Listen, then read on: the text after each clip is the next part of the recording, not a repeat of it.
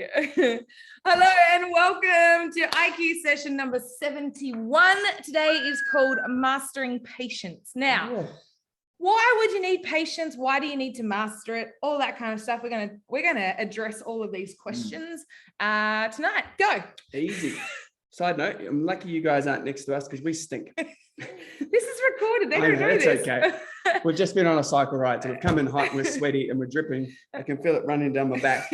I have to be patient for the session to finish before I can deal with that. So see, it's relevant. Patience example number one. No, we're going to talk tonight about mastering patience, especially when you're doing a health and fitness journey, not necessarily a challenge, a journey of some description. You need to have patience. And it's one of the hardest things because we're so impatient with our lives and our society that we live in that we expect everything right now. So much so that studies have shown that like 30, 40 years ago, our attention span used to be 20 seconds.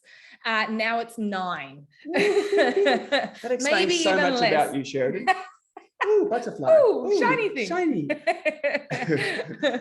So when you do your health and fitness journey, it's never a fast journey because the reality is that expecting it to be fast, you're setting yourself up to crash on the other side of it because it means that it won't be sustainable. So you have to be willing to play the long game and be patient with it, which is why when we design our challenges, we design them like we've talked about it. We go for an 8-week deficit, then we plateau it on purpose for 4 weeks, and then we just repeat this.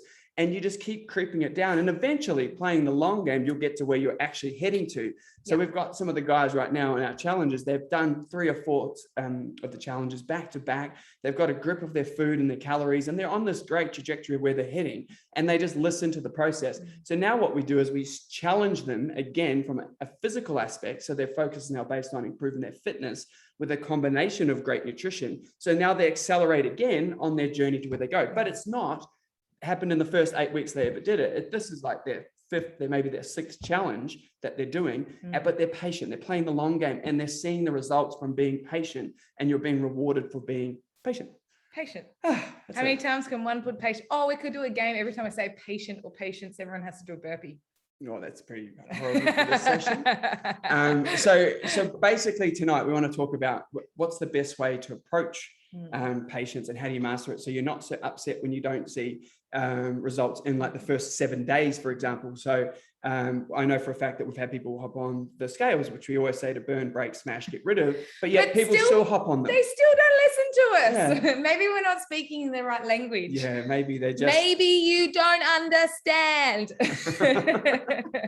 But the first thing they said is they get disheartened because when they've hopped on scales, which we tell you not to do that because they do dishearten you, and you should never attach your happiness to a figure like that has the ability to go like this all the time. It's never going to go like this forever. It will always do this the whole way down. It may continually go down, but it will go up and down, which means that your happiness, if it's based on those scales, will be like this. You'll be bipolar. Unfortunately, that's not the way to live life based on scales. Yeah.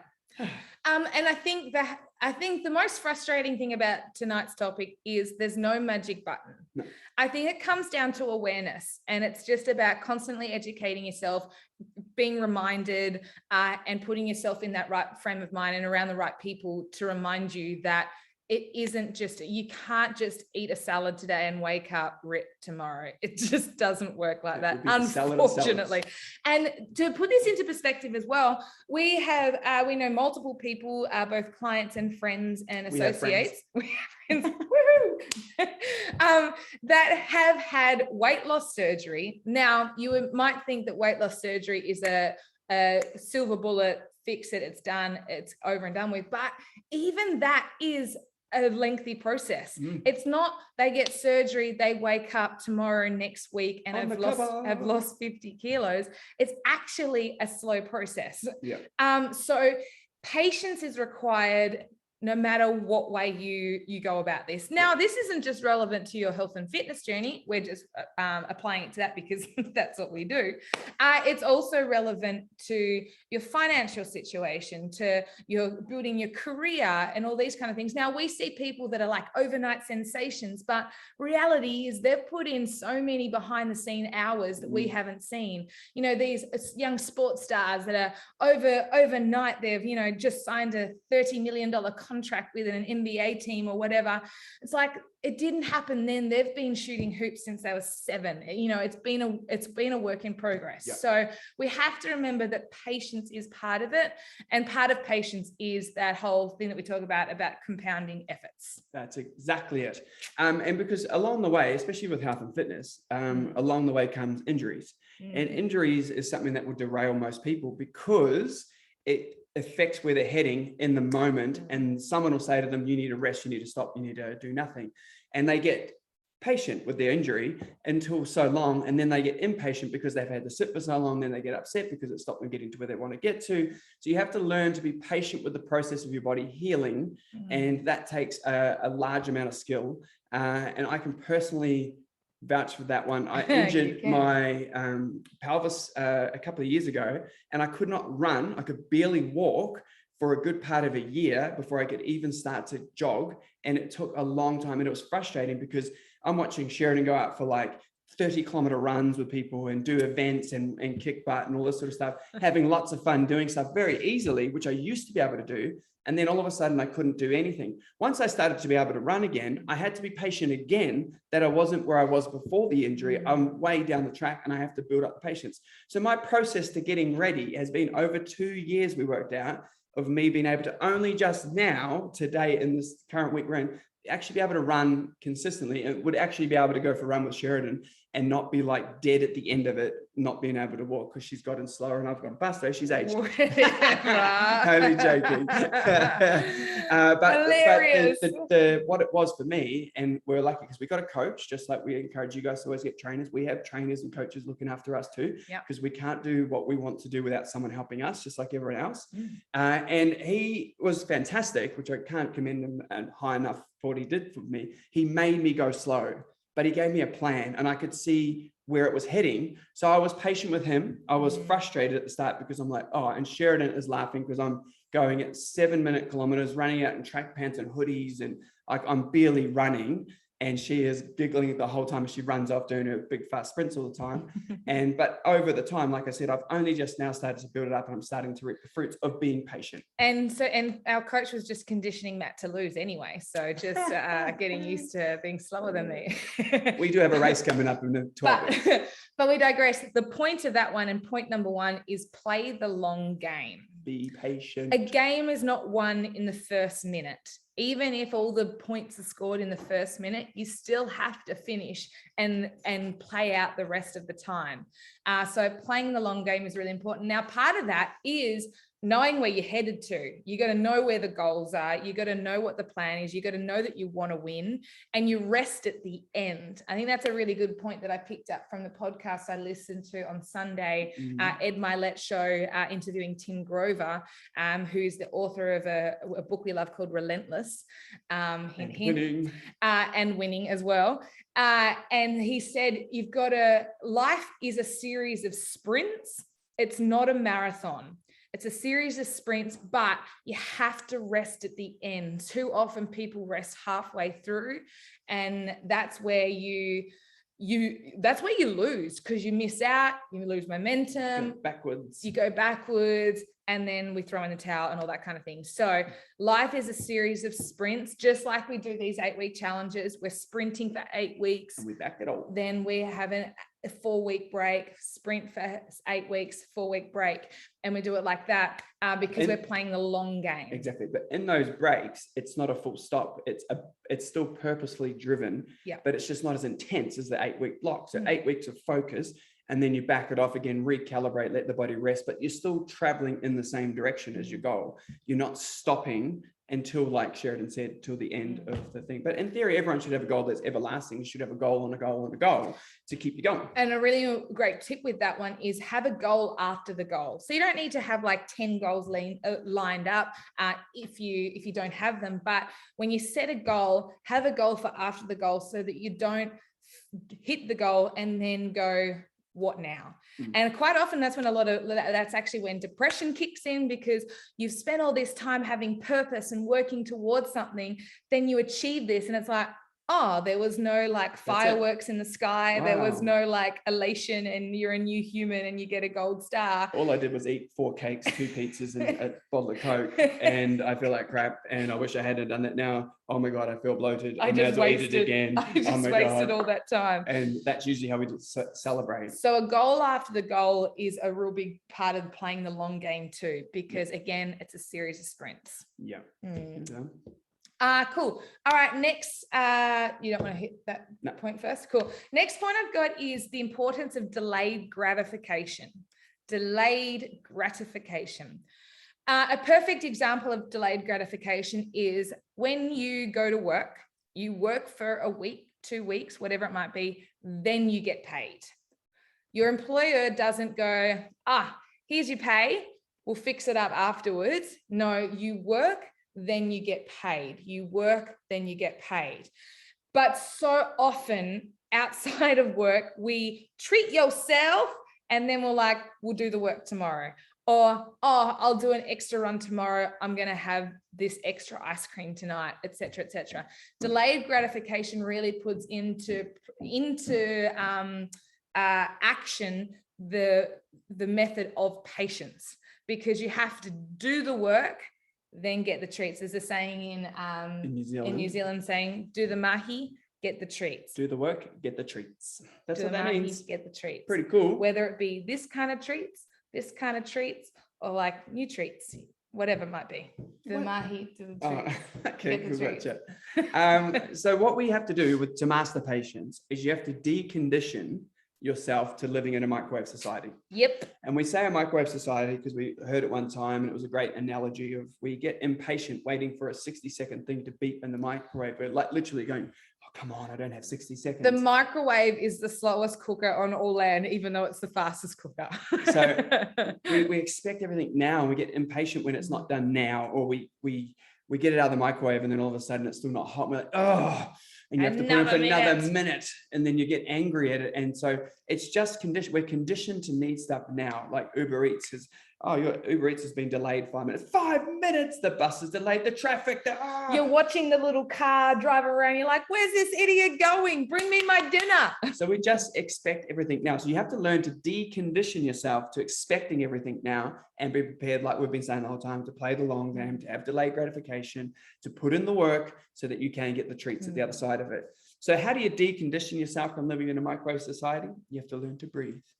That's it. It's really, really powerful to breathe. Or use the time that you're waiting for something to exercise. It'll take your brain off the idea of waiting for a microwave. If it's counting down in seconds, well, that's what we do in a boot camp.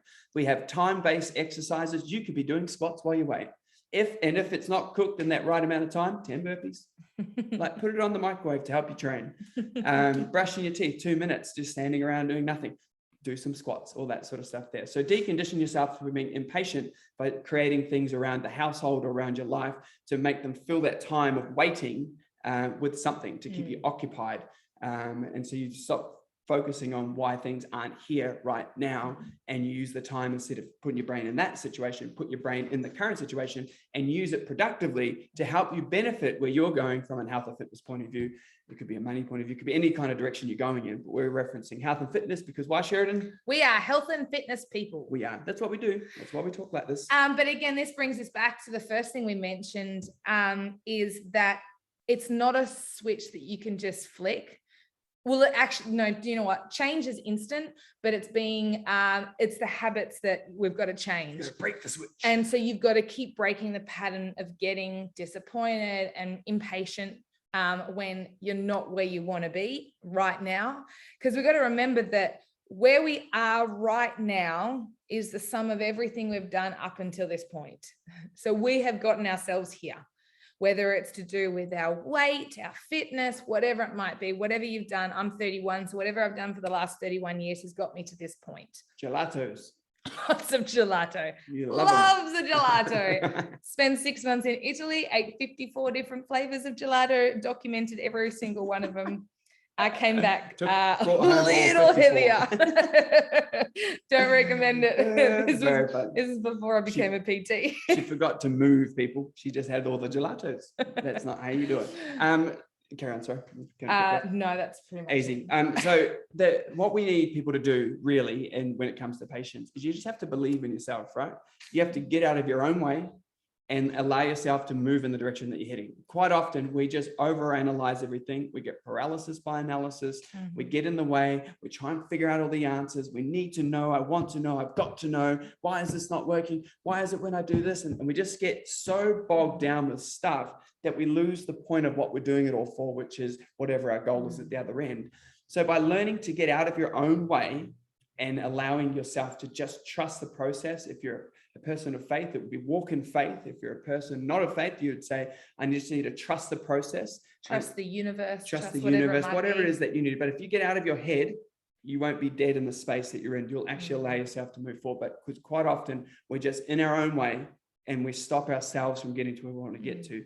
We get frustrated at things. We get angry at things. We turn the news on. It infiltrates our brain. We get angry. We go down the rabbit hole on YouTube, whatever it is.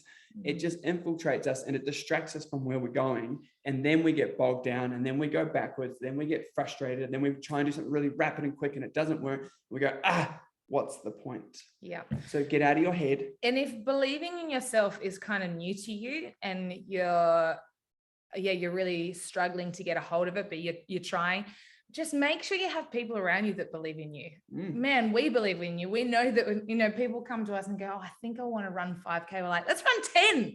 Why not? And I 100% believe that we 100% believe in you all and your goals and what you want to do.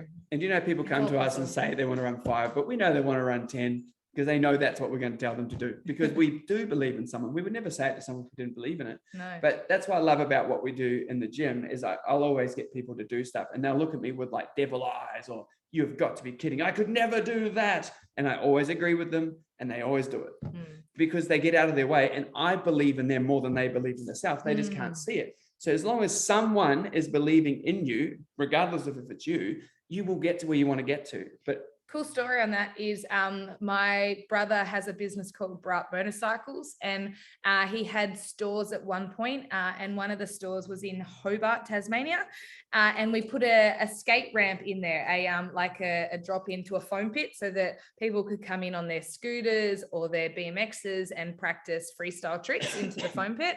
Anyway, so we put this in and I wanted to be the first girl to do this jump. And that's not my strength at all. Anyway, I was incredibly nervous. I spent about 30 minutes at the top of this ramp, like sweating because I was just so nervous and so scared about what was about to happen. But I had my brother there just being like, you got this, you'll be fine, you got it. Like he was just speaking true belief into me and empowering me. I finally did it. And straight after I landed and it was safe, Brad goes, oh, thank God, because you are shit on a bicycle. But the only thing, the point of that story is that I believed him believing in me, even though he was faking it. Believe it all. But we got there and I was the first female to do this foam pit jump. But having people around you to push yourself out of your comfort zone, because growth happens outside of your comfort zone. You have to stretch. You can't stretch inside the boundaries. They have to be pushed. Yeah, exactly. So if we'll bring this to a close in a second. We're going to just summarize everything up really before we wrap it up at the back end of it.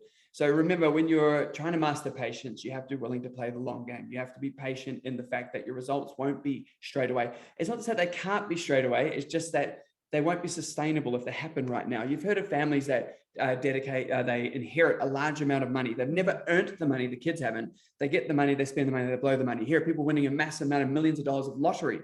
They've never had money, they get money, they blow the money, they're bankrupt in about a couple of years.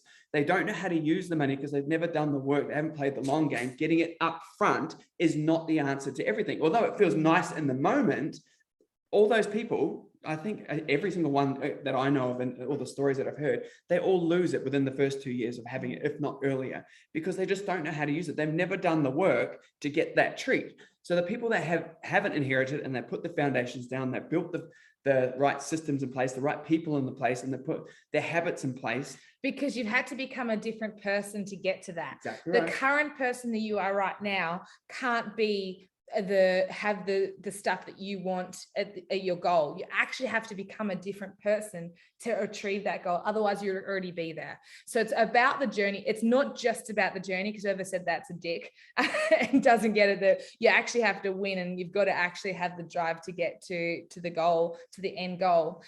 So you've actually got to become a different person to get there. Now, not expecting it to happen overnight and to be instant, and saying around that is replace expectation for appreciation. Oh, this is a good one. Oh, I was going to say that one again. Replace expectation for appreciation. It works in a marriage, this one. It's a gem. How does it work in a marriage, Matt? Well, I made the bed one time, and Sheridan makes the bed immaculately all the time. And I thought, I'll make the bed for her. I made it completely wrong by her standards. But I made it, right? I went out of my way to make it for her so she didn't have to do it. So she comes in disappointed in my effort because it's not up to her standard. I just turn around and say, babe, I need you to replace your expectations with appreciation that I took time out of my busy day to help you with your busy day. No, just and do it right. But the reality is that it's true. It's very true. She shouldn't have ringed me. She should have taught me better with what I did. Oh, this is great. And that's it. No, that's what needs to happen, because you get the right people around you, and then those changes happen. If she tells me for doing it wrong, guess what? I'm not doing it again. It's the wrong approach. You need to appreciate the fact that they did something for you, even if it's not to your standard. You replace the expectation with appreciation. You'll have a different result every time. We also call that technique sandwiching. You do take a compliment, then add some feedback in, and then another comment. Yeah. Come back up again. You can do it, buddy. Go away. Go practice it. And then I'll give him a 13-page binder of how to make the bed properly to my standard. I'll definitely create a spreadsheet for that bad boy. So play the long game. Delayed gratification. Got to do the mahi, get the treats. The microwave, changing from a microwave society to again playing the long game. We can't expect it. Deconditioning the thinking. Deconditioning the thinking, and then believing yourself and having a team around you that believe in you, so that when your belief falters a little bit, you've got other people. You can't express that one the most. That's like the biggest one. The moment you start believing in yourself, everything will change for you. I promise you that much. If you don't believe in yourself and you have really a troubled way of doing that in your life, you need to find someone that believes in you more than you first, and then believe in them believing in you. It will rub off on you, because who you hang out with is who you become. So the idea is that you find confident people in themselves to be around, so that you can pick up their traits and pay attention to what they're doing, because success leaves clues. If that person is a happy-go-lucky person that you want to be like, man, get your butt around them as much as you possibly can. Question them, hang out with them, take them out for a coffee, do something to be around them as much as you possibly can. And in this day and society, you can Zoom, you can call, you can do all that stuff at the push of a button. But the more you get around those people, the more you become like those people, and you will start believing in yourself. The moment you start believing in yourself, then you can play the long game, because you don't need everything right now, because you're happy in who you are and where you're heading and the person you're becoming along that journey. A little hot tip though too for hanging out with people that believe in you. Please trust them. Otherwise, you'll piss them off and they won't want to hang around with you. 100. If someone's constantly pouring good stuff into you and you're like, no, that's not true. No, I'm not good enough. No. They're going to want to spend their time elsewhere. Or they're going to say, stop talking, and they'll cut you off. If they're really good friends to you, they will actually cut you off. If you're bleating and you're moaning, you're doing all that stuff all the time, they'll actually cut you off. And that's the nicest thing they can ever do for you. Letting you vent all the time is not doing anything for you. It's not doing anything for them. You need to cut, and you need to change that state. And those people will be cutting you off for a reason, because they know that doing that to themselves is detrimental to where they want to get to. So allowing you to do it in their circle allows it to creep into them. They don't want that. So they'll stop you. That's the sign of a good friend. Someone who cuts you off and says, stop, that's not who you are. Let's go for a run. Let's go for a walk. Let's start moving first before we start talking like this. That's the people you want to be around. They have your best interest at heart. It may seem like they're being rude in the moment, but that's not being rude. That's being a true friend. That's who you want to be around. I think that's us. So trust them, trust the process, replace expectation for appreciation, and have the goal after the goal as well. That was another hot tip too. Yes. That's us. Wow, look at us go. Does anybody have any questions? Feel free to type in the chat or wave at me and I can unmute you if you have any questions around that. But remember, please always reach out to us if you have any questions later on about that. Please sing out, especially if you have any topics that you would like us to discuss as well. We're always open to being told of topics. Fit Body Fit Mind would like to ask, where do you get the hats from, Matt? That's a great question. I'm glad you asked that, Matt. That's easy. That's from the FBFM online store. You can get your own little, hey, Kat, look at this. What a plug. And these shirts. You want to stand up, Sheridan? Come on. And you want to show them your lycra bottoms? You can get these there too. It's not a plug, guys. I'm just being a smart ass, but you can get that stuff. I'm not lying. But what we did want to say is thank you guys for joining us this evening. We do appreciate you giving up your own time. And thank you for allowing for the time difference for us to finish our online bike race, which I technically won because of the handicap. So you're not handicapped. Whatevs. You're beautiful, Sheridan. You'll do better next time. All right, guys, we love you guys so much. Thank you for joining us. But these are public, so please feel free to share them around and send them on to anyone that needs to hear them. Stay awesome. Get your team around you. Set your goals. Hey, Jamie. Oh, big smooches. See you later. All right, guys, we love you. Have a good